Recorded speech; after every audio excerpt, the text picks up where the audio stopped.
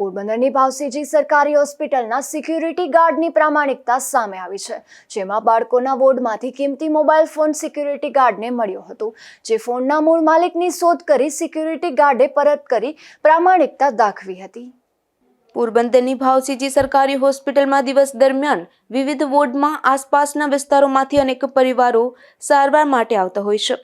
ત્યારે આજે રાવલ ગામેથી પણ હોસ્પિટલના બાળકોના વોર્ડમાં એક બાળકને સારવાર માટે લાવવામાં આવ્યું હતું। જે બાળકના પરિવારના સભ્યોનો ₹12,000ની કિંમતનો મોબાઈલ ફોન સિક્યુરિટી ગાર્ડને મળી આવ્યો હતો। જે અંગે સિક્યુરિટી ગાર્ડે તેના સુપરવાઇઝર રમેશ સૌંદરવાને જાણ કરી હતી। બાદમાં મોબાઈલના મૂળ માલિકની ખાતરી કરી મોબાઈલ ફોન પરત કર્યો હતો।